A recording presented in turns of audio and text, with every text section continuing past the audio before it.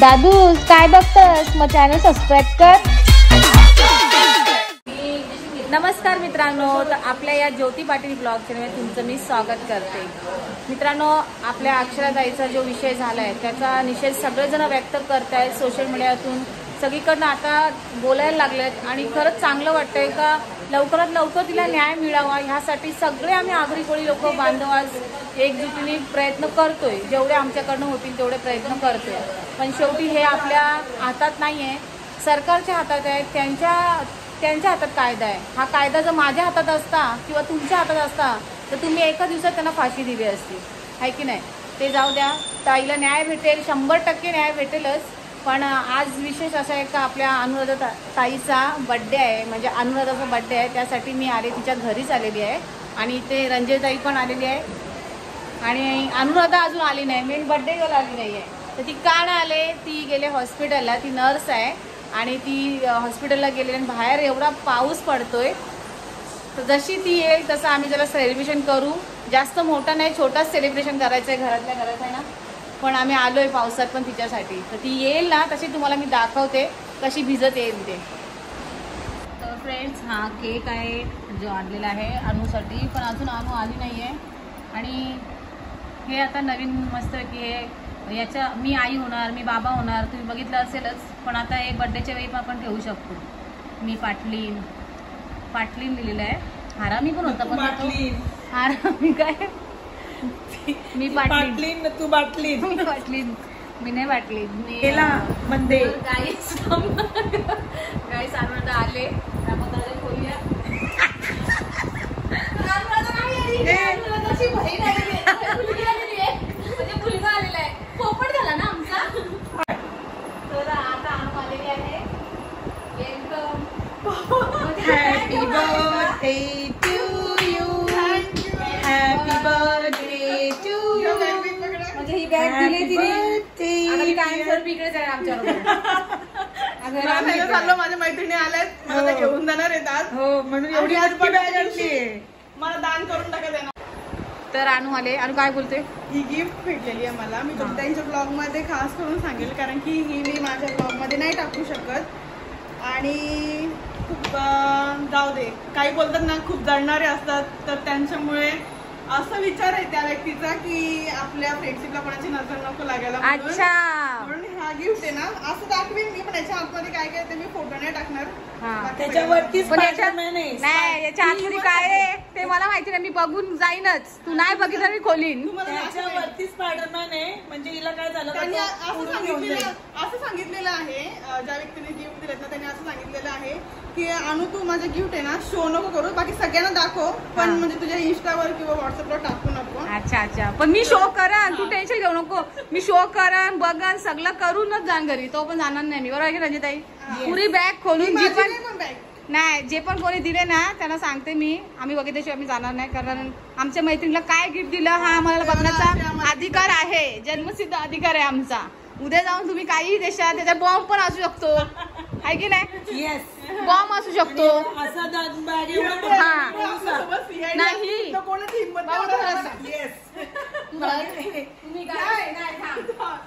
ही जी bag कोणी दिले तिला सांगितलंय शो करू नको, ऐका तुम्हीच सांगा आता, शो करू नको, कोणाला सांगू नको, इंस्टावर टाकू नको, तू एकटीच खोल, म्हणजे याच्यात काहीतरी असेल, हा म्हणजे हिने बॉम्ब खोलावा, बॉम्ब फुटावा। अरे बॉम्ब द्यायची कोणाची एवढी हिंमत नाही, कारण दोन बॉम्ब पाजले। पण ही गाईस मी बॅग खोलून नक्की बघेन, तुम्हाला दाखवणार, पण मी सांगेन याच्यात काय आहे आणि टेन्शन घेऊ नका, मी सांगेन तुम्हाला काय। चल आता आपण बर्थडे सेलिब्रेशन करूया।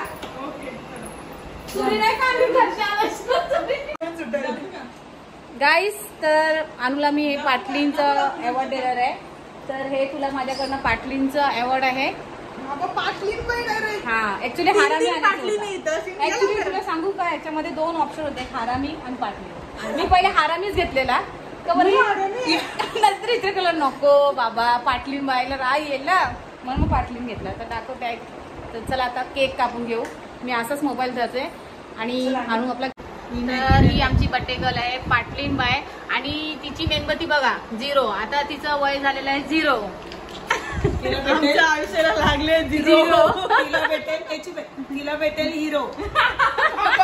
अजून काय भेटायचं? हिरो भेटलाय, अजून काय भेटायचं? आणि मेन आता हिरो नाही भेटणार आम्हाला, आता आम्हाला आता लागलं झिरो. पण तिच्या हातात जरा बघा तुम्ही, सुरी नाही घेतली तिने, सुरा घेतले डायरेक्ट. म्हणजे असा सुरा सगळेजण हातात घ्या. आम्ही असे तसे नाही आहेत, वाघिणी आहोत, वाघिणी. दाखव जरा सुरा, दाखव एकदा पर्यंत. कोणीच आजपर्यंत केक असं कापला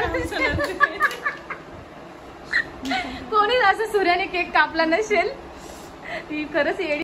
तर यो बर्थडेचा टॅग आहे आमचा. वर्षानुवर्ष आम्ही हा एकच टॅग वापरतो दोघी जणी.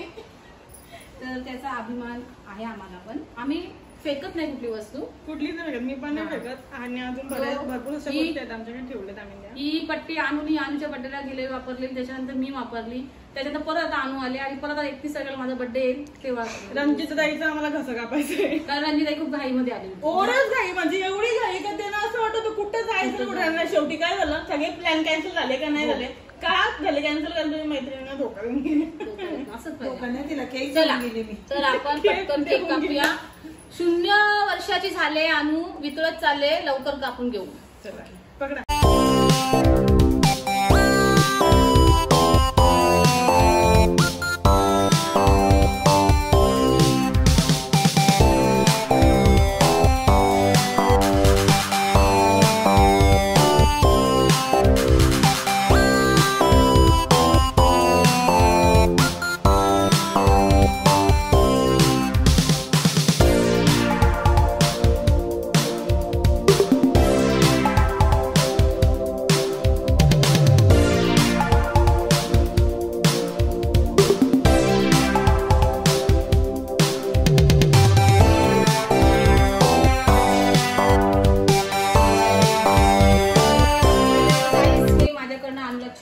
एकदम गिफ्ट आहे. हा माझ्याकडनं मोठ्या अनुला छोटासा गिफ्ट आहे. आणि गाईज तिचा आज बर्थडे आहे, पण तिला मी पुढच्या महिन्यात किंवा नेक्स्ट मंथ मध्ये तिला एक मस्त गिफ्ट देणार आहे. आणि ते गिफ्ट काय असेल ना ते मी तिला तेव्हाच सांगेल का काय होतं, आता नाही सांगणार. सरप्राईज आहे त्यासाठी. असं मनाला घोर लावून नसतं ठेवायचं. 2 महिने घोर लावून ठेव का मी तुला काय गिफ्ट देणार आहे. तारीख विसरलेली आहे. त्यांनी माझ्या मिस्टरांना फोन करून बोलले की नाही बोलले कधी सबूत नाहीये. नवऱ्याला फोन कुठे बाबू फोन तरी केला, मला नंबर पण नाही नवऱ्याचा. मी आणि बोलले की नाही पप्पा मला रात्री बोलतो ज्योतीने मला फोन केलेला, विचारलं तुझी तारीख काय गाईस काय झालं ऍक्च्युली हिची आणि माझी तारीख आमची एकाच महिन्यात माहिती आहे. मला खरं सांगते, मला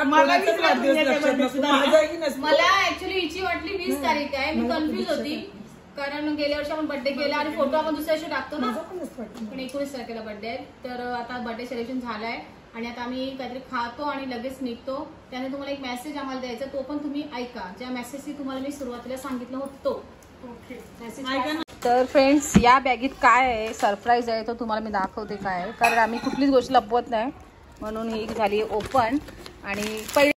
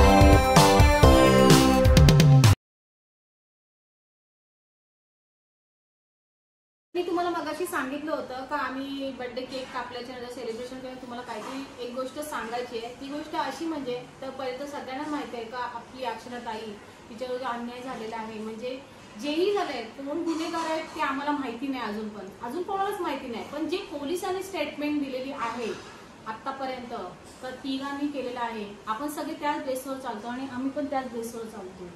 पण लोक अफवा पसरवतात का असं आहे तसं आहे. तर जोपर्यंत जे पण असेल ना, मी गणपती बाप्पाला आणि स्वामी समर्थांना प्रार्थना करते तर तिचे जे पण गुन्हेगार असतील ते समोर येऊ दे लवकरात लवकर आणि तिला न्याय मिळू द्या आणि त्यांना फाशी शिक्षा झालीच पाहिजे. हा आमचा अग्रिकुळ आणि सगळ्या समाजांचाच हा विषय आहे. खूप सगळ्यांनी कमेंट्स पण केलेले आहेत, छान छान कमेंट्स केलेले आहेत. असं नाही का अग्रिकोळी समाजातल्याच लोकांनी, बाहेरच्या लोकांनी पण कमेंट्स केलेले आहेत अक्षताला सपोर्टसाठी. त्या सगळ्यांची इच्छा आहे का त्या नराधमांना फाशी भेटलीच पाहिजे. माझ्या मते सीसीटीव्ही फुटेज मिळाल्यानंतर सर्व काही निष्कर्ष लागेल. पण प्रथम सीसीटीव्ही फुटेजच देत नाहीयेत तर आता पुढे काय सांगू शकत नाही आपण. आणि जे पण असं झालेलं आहे तर आमचं सगळ्यांना ते आम्ही तिघी पण असा विचार करतो की असं कोणीच करू नका. म्हणजे आत्महत्येचा पर्याय हा शेवटचा पर्याय नसतो. तुमच्या बसूनही गोष्ट सॉल्व्ह होतील तर सॉल्व्ह करण्यासारख्या असतील आणि जे जे काही तुम्हाला प्रॉब्लेम असतील ते तुम्ही आमच्या तिघींशी नक्की शेअर करा. आमच्या तिघींमध्ये जर पण जो प्रॉब्लेम असेल तो जर आम्हाला तिघींपर्यंत जर सॉल्व्ह करता येईल तर तो आम्ही नक्कीच करू आणि त्यासाठी लागणारी मदतही तुम्हाला करू. फक्त जे खरं असेल तेच आमच्यापर्यंत आणा, खोटं काही आणू नका. आणि फॅमिली मॅटर हे म्हणजे पूर्ण ओपन करून सांगता येत नाही, ते बसूनच सॉल्व्ह केले जातात. आणि म्हणून सगळ्या ताईंना आणि माझ्या सगळ्या मैत्रिणींना अशी विनंती आहे की प्लीज टोकाचं पाऊल उचलू नका. कोणी असू दे, मुलगा मुलगी स्त्री कोणी पुरुष कोणाचाही काही प्रॉब्लेम असेल तर हा म्हणजे पर्याय नाहीये की आत्महत्येचा किंवा घर सोडून जाण्याचा. काही XYZ तुम्ही शेअर करू शकता आणि त्याचा तुम्हाला योग्य पर्यायही मिळेल. आता खूप जण हा पण प्रश्न करतील का तुम्ही तिघी जणी का हा न्याय घेतो, म्हणजे तुम्ही तिघीने का हा विचार केला का सगळ्यांचे प्रॉब्लेम सॉल्व्ह करायचा.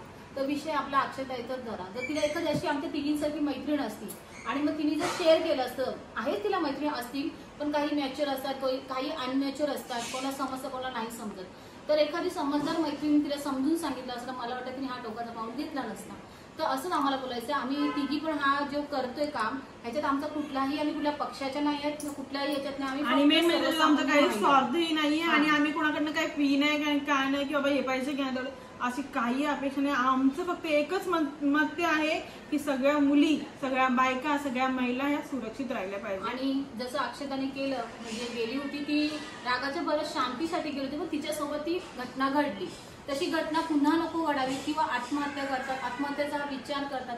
आत्महत्या करणं मेन म्हणजे पुन्हा पाप आहे, सगळ्यांना माहिती आहे. पण काय असतं, आपण असं बोलतो पण ज्याच्यावर घडतं त्याला माहिती असते. ही दोन्ही बाजूची नाणी आहेत. पण जरा थोडासा वेळ आपण शांत बसलो आणि विचार केला ना मागचा पुढचा तर आत्महत्या हा पर्याय नाहीये. पर्याय खूप रस्ते आहेत. आजची महिला, आजची मुलगी ही स्वतःच्या पायावर उभी राहू शकते.